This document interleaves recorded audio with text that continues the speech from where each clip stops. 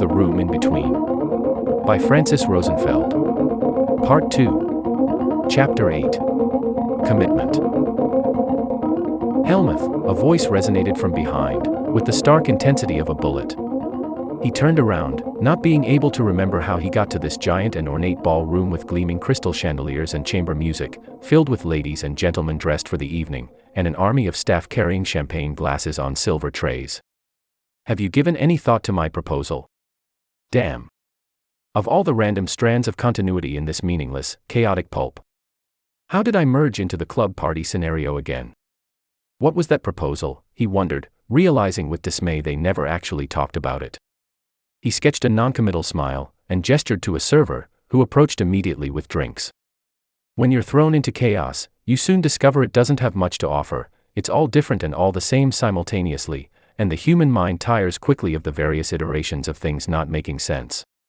We pride ourselves on our reason, we developed our minds by climbing the stepping stones of logic, one truth at a time.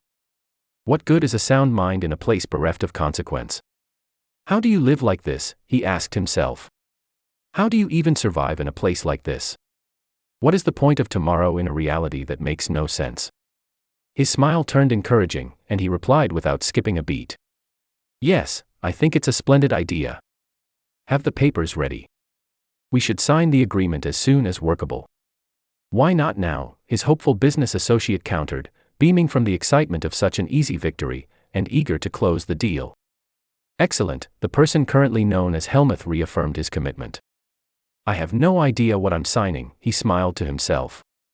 He couldn't remember having a life before the Muzak Lounge, but if he did, he had to assume this kind of venture would have caused him great trepidation, and at least a few sleepless nights. Let's just hope whatever this is will not kill anybody. You know, his conversation partner interjected, still reeling from the emotional weight of placing his signature on a document of great significance, I never thought you would allow Inclusion 35B in the contract. I mean you, of all people. Inclusion 35B, of course. I don't know what Inclusion 35B is, but Helmuth is going to have a bear of a case explaining himself, he thought, and then decided to play along, just to see how far this conversation would go before it inevitably returned him to that lounge, that reality crossroads, before whatever this was, had time to consummate. Oh, yeah, he teased. Why did you put it in the contract then? You know me, the partner smiled. I don't give up that easily. Besides, Dagmar was hell-bent on it. I couldn't change his mind. He smiled again, happy and relieved, with the expression of a man who had been shouldering a heavy burden for a long time, a burden which was now lifted. And I made somebody happy today. Helmuth congratulated himself, a little saddened by the fact he didn't remember his real name, if he ever had one. Who was this man he was impersonating so well? It seemed, nobody was the wiser. This is worth celebrating, don't you think? His partner replied. Helmuth raised his hand for another round of bubbly, but the man held down his arm and whispered something in his ear, so close he could feel the bristle of his mustache and his breath tickle his earlobe. He let out an involuntary giggle. The room was too loud, and he couldn't understand what his partner had said. Yes, the latter inquired, eyes glossy from the champagne, while he touched his arm in a familiar gesture. Are we an item, or have I had too much to drink? Helmuth sobered up instantly. But what about my wife, he thought, right before he realized the limitations of continuity in a chaotic environment, they only work locally and temporarily. Logic trips you again and again in a place with no rules. Just because two reality options bear significant similarities, that doesn't mean the same parameters are present in both. Helmuth looked down at his hand, as inconspicuously as possible, filled with the anxiety of anticipation. His wedding ring was still there, so he let out a sigh of relief, which didn't escape his conversation partner. Your husband keeps you on a short leash, doesn't he? The latter replied, slighted by the rejection he expected, but not enough to overshadow the victory he'd just scored. You know, Helmuth. I never thought of you as the marrying type. That's too bad, he looked at him with a nostalgic smile. Everybody settles down eventually, dear sir, Helmuth continued to play along, realizing too late he didn't know his partner's name. He cursed himself for not looking at the signature. How does one sign a contract and not once even look at the names on the paper? Instinct at least should have kicked in. After all, he was a grown man. He must have lived somewhere normal before the Muzak Lounge, he surely must have. His business partner removed his hand from his arm, offended. "You may have settled down, Helmuth, but you haven't changed a bit. Serves me right to trust you. How the devil does this keep happening to me?" Helmuth gasped, aghast. Shouldn't he be at least a bit happy I signed his darn contract? It looked important enough to discuss for months. One can't put a foot right in this madness. "Here you are," his husband intervened, at just the right time to break the awkwardness of the situation. "I hate to interrupt your pleasant reunion, but the cab is here." The crease between his eyebrows did not bode a pleasant evening. He closed his eyes, relieved he wasn't really Helmuth, from either reality, and Helmuth's problems, commitments, and romantic dramas didn't affect him in the long term. He was one door away from never being in this environment again, so he decided to enjoy it for as long as he was there. He grabbed another champagne flute on his way to the door. "You seemed a little cozy there, with James," his husband commented, with a hint of reproach. "Are we having second thoughts?" "What do you mean?" He looked the picture of innocence. "Maybe I don't appreciate you rekindling a relationship with your former boyfriend. Did you ever think of that?" His husband spoke in a low throaty voice, choked with emotion and embarrassment. "What? No. Really?" Helmuth mumbled, disoriented by the sudden situational ambush. "Oh, man, this is not good at all. I'm starting to think, if there is a hell, I'm going there for sure. But what if this was hell? What else would hell look like, if not as an absence of all meaning?" He suddenly felt like a condemned man, sentenced to live his disjointed life outside the bonds of family, purpose, and love. However much his now husband might hurt from his jealousy and insecurity, at least he could feel human emotions. He lived a story, good or bad, where things happened because of other things. He instantly resented this man, who was a complete stranger, for loving him and having his happiness tied to his whims. They weren't even his whims, he mused. Whose whims were they, really? Who decided, when a random door opened, whether it was just another door, or it led back to the Muzak lounge? They kept silent in the cab, that resentful silence long-time partners display when they're having the same tired argument for the 100th time. The cab driver threw a glance in their direction, used as he was to the entire array of human relationships and emotions, and he asked them if it was okay to turn the radio on. Helmuth nodded, throwing a furtive, guilty glance toward his husband, uncomfortable to acknowledge he didn't even know the name of the man who loved him enough to make a lifetime commitment to him, and then his mind veered off, suddenly wondering what was in that contract he signed. The cab stopped in front of an apartment building, and he wondered how he would explain the fact he didn't know which door he was supposed to walk towards, but his husband saved the situation by walking ahead, visibly upset. He followed him to the door, unsure, and when it opened, the familiar soft Muzak sounds welcomed him. Chapter 9. Projections. He took a few minutes to get settled, grabbed a sandwich from the refrigerator under the bar, and poured himself a drink. He was exhausted after the party he'd just left, and grateful to have a quiet moment to himself. Absent-minded, he admired the pattern on the wall next to him, the one with the elaborate vine motifs, and he felt a little guilty for defacing the gorgeous inlay work with his annotations. The pattern already listed 3 unrelated destinations, which would have made any sane person wonder why they bothered to write them down. He looked for any connections between the locations, but there weren't any, just like there were no similarities between the destinations of the other panels. Such beautiful artwork, he couldn't help admiring the woodwork. The inlay was intricate and expertly crafted, in beechwood and walnut veneer, and the edges of the stylized flowers were trimmed in ivory. A tinge of guilt gnawed at his conscience when his eyes met his own careless scribbles, but he read the destinations again anyway, even though they were too vague to provide a frame of reference. He laid back in the chair, to contemplate the fact that at least for as far as his memories took him, which was not that far, he had been Helmuth in his various incarnations more than he'd been himself. Maybe he really was Helmuth, who was to tell, but which one? The familiar warmth of the brandy had relaxed his stomach, and he felt comfortable in that chair, the cozy feeling of a person who's gotten home after a long day, and finally got to put his feet up. He heard voices from the kitchen and got suddenly upset, deciding on the spot he would not get up from that chair, no matter who came through the door. The noise in the kitchen amplified, and the smell of fried onions wafted through the lounge. He tried to ignore both of them, closed his eyes and finished his brandy, and tried to sleep. A few pots dropped with a chaotic racket that got him instantly aggravated. He jumped from the chair, determined to go to the kitchen and give those people a piece of his mind, but he couldn't think of anything to say to them that made any sense at all. He turned on his feet and made for the panel covered in vines instead, mad at himself and at the world he didn't have the guts to stand his ground. The moment the panel opened, he was bathed in sunshine, so strong he had to squint before his eyes could adjust. He was standing in a flower meadow. He couldn't tell the plant species, but they reached up to his hips, and they parted as he waded through their yielding mass, like waves around a ship. So peaceful, he noticed, his tiredness instantly gone, surrounded by sunshine, the soft breath of the afternoon breeze, and the gentle buzzing of bees. The flower meadow stretched out as far as the eyes could see in all directions, and he got a little disoriented under the zenith sun, which didn't allow him any sense of direction.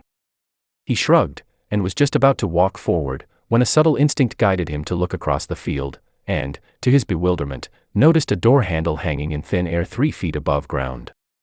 It was a common knob type, in brushed aluminum, casting no shadow on the ground, like it belonged to a different painting. He stretched out his hand to feel around it, and hit a wall. He grabbed the door handle, annoyed, and a door opened in the lovely landscape, revealing the production booth behind the wall. "Helmuth. Come in, come in. Come to check on your investment, have you?" A personable fellow got up from behind his console and came to welcome him. His enthusiasm was deflated by his companion's confused appearance. "Did you like it?" Helmuth tested the waters, unsure. "Holographic environment, of course," his conversation partner clarified. "It's lifelike," he said, the first thing that came to his mind. "You mean to tell me you couldn't tell the difference?" The chief technician drew closer, visibly pleased. "Ah, no," he mumbled, still trying to get his bearings.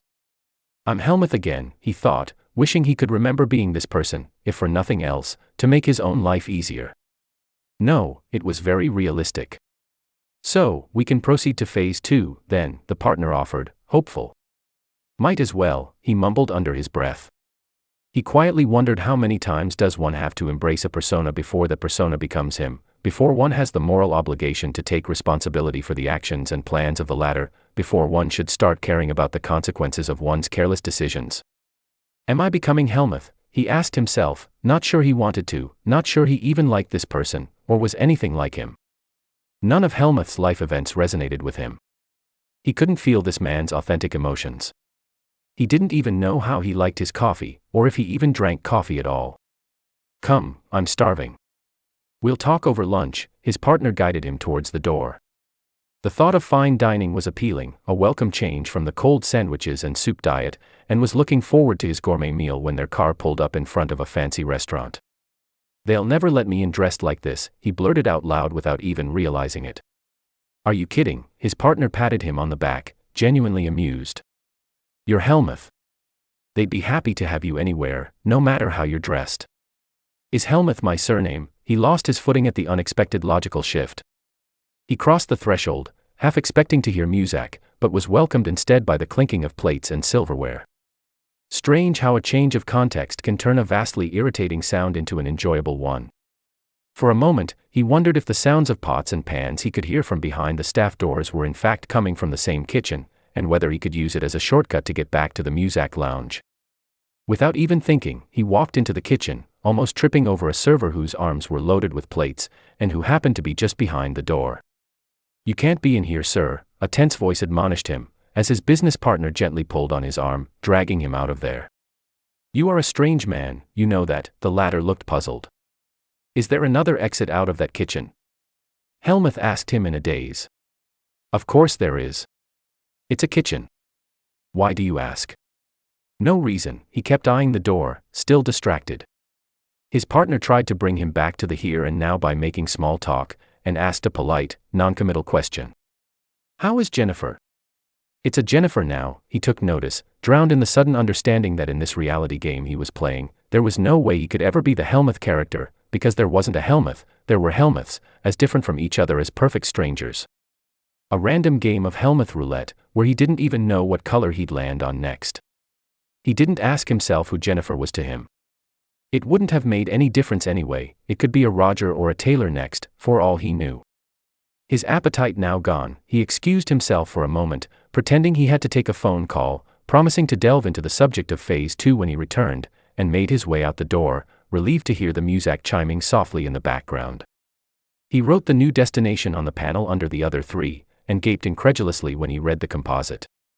Inside the wall, the Blue World Duplicates Phase 2 holographic game. It's a language, he laughed out loud. Does it read left to right, or right to left? Strange, the assumptions we make about unfamiliar things, we automatically dump them in the closest category that seems to fit, without ever looking at what they really are.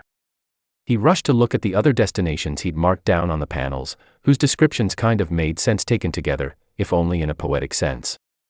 At least now I have an incentive to keep opening these doors, he thought. He contemplated the hope of compiling an actual story for himself out of random Helmuth fragment variants, an authentic life story, written in travels on the walls of this strange lounge he had gotten used to considering his home.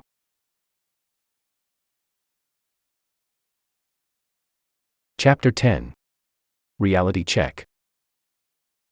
The rules of chaos, a contradiction in terms, express themselves in poetry, express themselves in art, but they don't waste their time trying to refashion the human mind. They sneakily bend around it, hiding behind truths, half-organized concepts, the things we take for granted. They make you see exactly what you expect to see. When you change your mind, you see something else, and no, things have always been that way. Whatever you think you see has never been there, it was always in your mind. You make meaning for things that don't need it. Nothing in the universe requires justification outside the human mind. We are slaves to our need for rules, for reality to make sense, and define sense based only on our familiar turf. We endlessly churn faulty models of the world, and get very pleased with ourselves. How did the human mind get burdened with the crushing effort, mostly wasted, of bending reality out of shape into whatever we believe it should be like? Naturally, he discovered a language, because it was familiar, because it wasn't scary, because that's what humans use to communicate. Reality graciously realigned itself to give him what he needed, the patterns and meanings that only existed in his mind. So, a language it became, one he developed doing the same thing over and over, for how many days, years, or decades, he didn't even know. We humans measure time by how much things change. The secret of eternity resides in repetition and congruence. He assumed language to be human language, so reality conceded, and sent him tomes of poetry, and catalogues of patterns, which he studied devotedly, and with unmovable focus. It sent him structure to satisfy his need for connections, and adventures to quell his curiosity. It sent him down the rabbit hole of every human emotion, experienced more or less in the abstract, in the absence of memory. It sent him everything it had to offer, but couldn't answer the question that plagued him, the why. There is no why in reality. Reality just is. For him, it was a language, but it could have been anything else he might have deemed important: religion, wisdom, the affirmation of will. Reality opened a doorway for him to pass through, and then self-healed behind him, gently cocooning him in a personal bubble of understanding, one that behaved according to his thoughts. A womb of potentiality that protected him from the uncertainty of outcome, but restricted him to a rather small range of possibilities, as not to overwhelm his biological machinery, limited in its processing speed by the electrical resistance of its wiring. When the beautiful panels became so crowded with this multiverse poetry there was no space left to edge. In another word, he started cultivating the realities that afforded him the means to document his journeys, and started filling up the Muzak lounge with catalogs of panel destinations and annotated journals of his travels. In the realities with friends and families, he became Helmuth, and took upon the obligations that came with his persona, but for the most part, being just kept churning new contexts and new worlds every day, an endless array of possibilities in every combination of details. Some worlds were so beautiful and so bizarre he spent days, sometimes weeks, going through the same panel again and again, trying to get back to them, and the quantum probabilities translated as refrains, turning the corresponding lyrics into old-fashioned poems, strewn with repeating lines. The largest archive of poetry in existence, which had all written itself, was carefully collected and organized by the only being there, ever to need order and reason, the human it carried in its womb. Sometimes he sat on top of a mountain somewhere, eyes closed, trying to sink beneath his thoughts, hoping to find a lost memory, any inkling of who he used to be, but if there were any there, he never found them. He made friends. He had lovers. He created projects. He made himself lives in these realities, all the way knowing that every one of his journeys would end at a door leading to the only place that seemed permanent, the Muzak lounge. He'd started wondering who were the strangers who occasionally got stranded at his place, as he got used to calling this eerie room. He attempted no contact with them, and if they happened to be there, he made himself scarce before anybody had a chance to interact. He fantasized these odd encounters were some overlapping of realities, an accident of superposition where the worlds involved passed through each other, out of phase, in ways that didn't touch. He often daydreamed of what would happen if he dragged somebody from his endless reality iterations through that fateful door that marked the end of his journeys. Would they be able to return to their respective worlds, eventually, or would they become trapped with him in Neverland? He resigned himself to bringing back news, social events, fragments of situations that only applied locally, according to the customs of the world they belonged to, and which rarely showed any commonality of principle or meaning. He brought back with him the world, according to each school of thought and moral system, none of which applied to his life as a whole, but most of which sort of made sense in context. Their collective body of wisdom was no more coherent than the random poems that wrote themselves. Who are you? He stared at himself in the mirror every day, and a person named Helmuth stared back. He didn't know this man at all, this man whose life he'd lived in almost any configuration possible. He'd been gay and straight, rich and poor, he even went to jail for murder once. He collected prizes and degrees. He took to the wilderness. He acquired wisdom. Helmuth acquired wisdom, not him, because he wasn't Helmuth. Helmuth was his wardrobe, the collection of garments he attired himself with each morning to meet his many worlds. He learned to lie so well he surprised himself sometimes, and his life became so much easier and more pleasant as a result. Conscience becomes a useless burden when one sheds the consequences of one's actions at the end of each day. He often asked himself if he'd always been this callous, but there was no way of knowing, with no baseline personality to compare his present self to. He didn't want to compare himself to other people either, since he didn't share their lives. He just glided over life's surface, like a dragonfly, barely leaving traces on reality, before he disappeared. Who are you? His reflection haunted him, and he could feel, when he looked in the mirror, that from behind the Helmuth mask a witness watched him intently, studying his every gesture, assessing his every mood. Answer me. He lost his temper and slammed his fist on the sink, in a childish gesture both painful and embarrassing. I'm Helmuth, the witness behind the stranger's gaze quietly answered, very matter of fact, as if he'd been waiting for the question for a long time. The real Helmuth. Chapter 11. Roles. The soft lounge music penetrated his consciousness, seeping through the dream he was having, a strangely coherent story, filled with people and activities, strange mostly because its prosaic content was a dull person's recounting of the trivial details of his life. Through this uninspiring story, the music reverberated, faint and very far away, and then started growing louder, like an approaching train, until its brashness startled him awake. In the first confused moments, he couldn't orient himself as he looked past the contours of the black leather chairs for the source of the noise. Someone turned the music up, he reasoned, annoyed the unwelcome change in his current environment, which he hadn't chosen in the first place, was not up to him either. The noise seemed to emerge from the kitchen, towards which he headed, determined to give the offending party a piece of his mind. Inconsiderate bastards. There was nobody there, just a ridiculously large boom box, straight out of the 70s, blaring away, its sounds amplified by the metallic resonance of the pots and pans hanging around it. He turned the music off, irked, and grabbed a beer from the closest refrigerator. He returned to the bar to drink it at leisure, wondering when the lounge was going to force him through one of those panels again, tired of this rat maze, and exasperated by the lack of personal space, privacy, and choice. His dream replayed itself with great clarity, or maybe it was his real life, and this here the dream. There was no way of knowing, of course, in a true Buddhist mindset, which was which. What really depressed him was those interactive dreams were equally pathetic. Who dreams of processing paperwork? How boring was he, the real Helmuth who asserted himself from behind his gaze? Stupid Helmuth. Dull Helmuth. Helmuth who apparently couldn't be free, even in his dreams. He hit himself over the head, hard, in the hope it would help him awaken, and all he accomplished was to augment his beer-induced headache. I need something stronger, he mumbled, staggering around the bar to pick a bottle of liquor. I didn't drink that much, did I? He pondered, surprised by his shaky balance. He felt spacey and numb, and he had to make an effort to turn his hands upwards and look at them. Had he been drugged? And if so, by whom, and why? He remembered his business partner, Inclusion 35B, and the fact he never bothered to learn what it was about.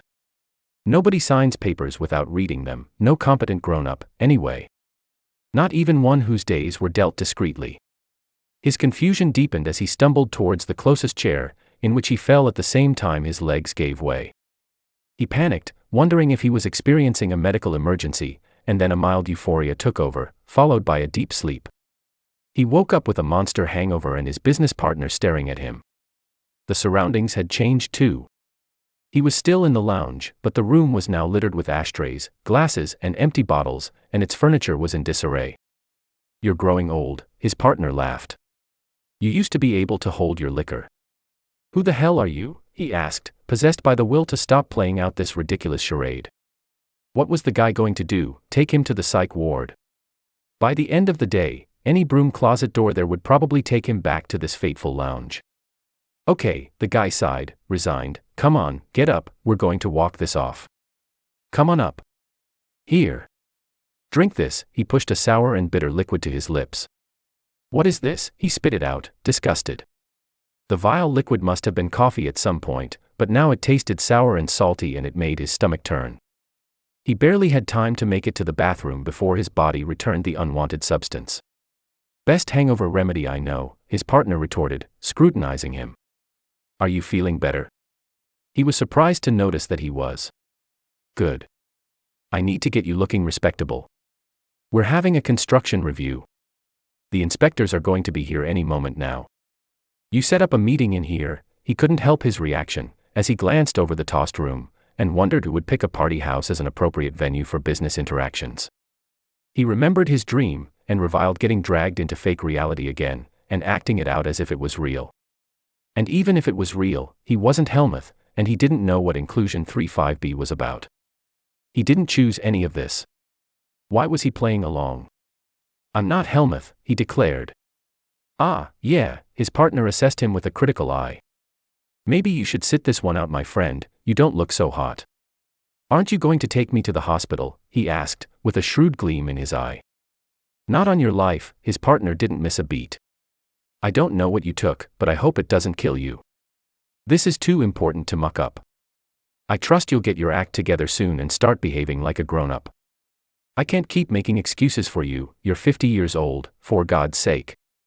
Finally, some information that's not useless. "So, I'm 50 then. That would make my birth year." Of course he didn't know what year they were in. Not what year, not what place, not even what reality. Back to start. "This is hopeless." He wobbled out of his chair. The inspectors walked through the kitchen door just as his partner was trying to get him out of their sight. His unsteady balance met a beautifully ornate inlay panel and made it swing open. Might as well, his partner made an instant decision to push him through it and the panel snapped closed behind him. A series of expressions not worth mentioning graced Helmuth's lips, followed by copious applause.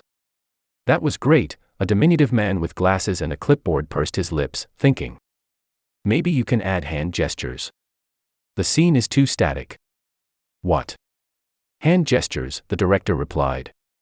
"You know," he demonstrated, with profane gestures that could make a sailor blush.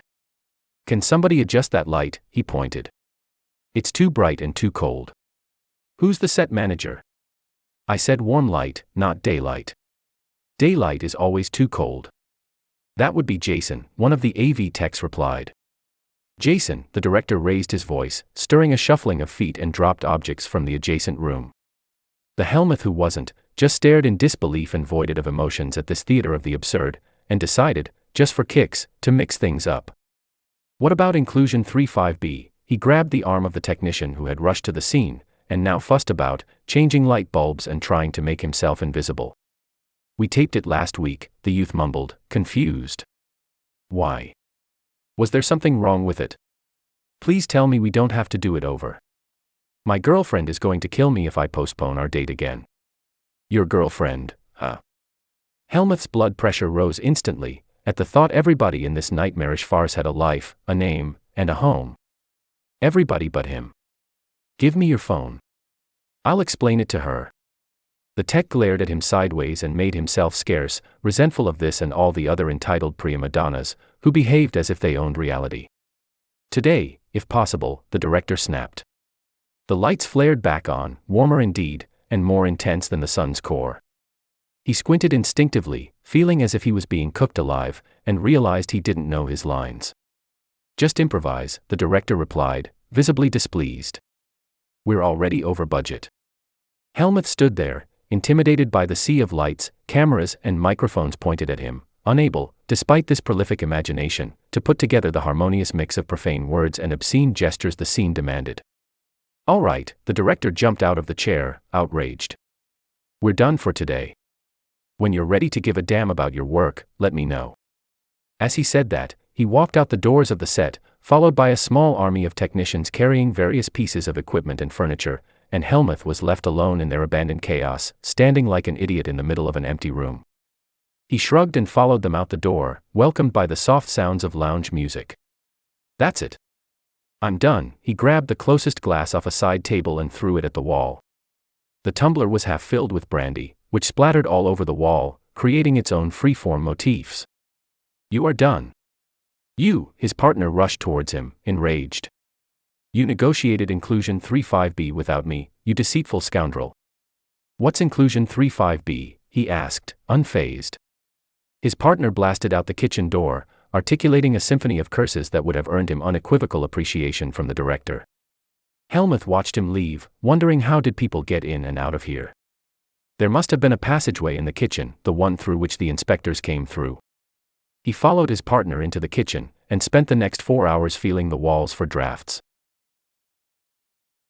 Chapter 12. Routine.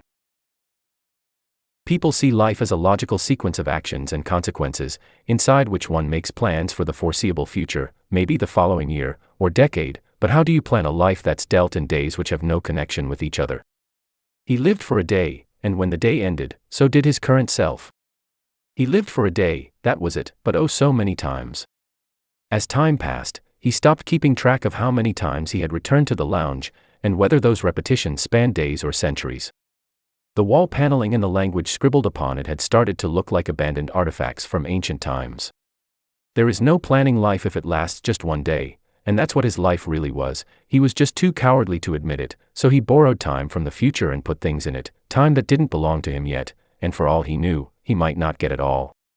Planning that borrowed time was just as absurd as venturing into a virgin territory with maps of someplace else and relying on them for guidance. The debt of these variances accrued, and he got more and more lost while dutifully following his useless map and desperately trying to bend reality out of shape to make it match his expectations. Reality didn't take kindly to that.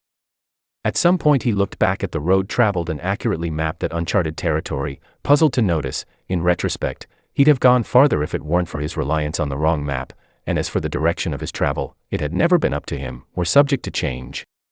The reason we still insist on building rigid frameworks in the thicket of possibilities we call life is we're driven into a wretched panic by its untamed chaos. He felt that panic intensely, bouncing from scenario to scenario with no end in sight. The more he ventured into his forest of Helmuths, the more pieces of himself he lost, and felt like a substitute in his own life for the real him who was away. In all the time he'd been there, and, honestly, he didn't know if there was always the same place, or a set of almost identical lounges reflecting each other. He had documented more travels than one could experience in a lifetime, and seen places people can't dream of, but none of the destinations had ever been of his choice. He was a tourist through reality, vaguely plotting an itinerary, while the details of the journey were not his responsibility, and during which he only had to account for himself. We fail to recognize our glut of traditions, laws, and social norms is meaningless in the absence of context and consistency. Anyone who got stranded unexpectedly in a foreign country whose customs and language one didn't understand can attest to that. Everything looks unreal, the places, the people, the happenings, like a dream, just like a dream. A dream where all your actions are disconnected from their meaning. Through his unusually long life, he wished for a companion. The chance presented itself more than once, and he begged the potentials to stay with him, however briefly, in the only place where he knew he could be himself, but then he had to bow his head in shame because he had nothing to offer them there, other than the tangled web of alternate realities he kept falling through. The few who really cared about him hated him for leaving, as he always had to, against his will, and resigned themselves to living their lives without him, while he was left alone to repeat endless versions of the same day in the Muzak room. He wished he could remember something, anything, from the time before he woke up in this room, but there was no before, a strange concept for people to accept in a universe based on duality, and after without a before. For him, time itself started in the lounge, and there was nothing more to say about that. People don't pay attention to life while involved in its minutiae, but for an external observer who only drops in every few years, life seems to run in circles.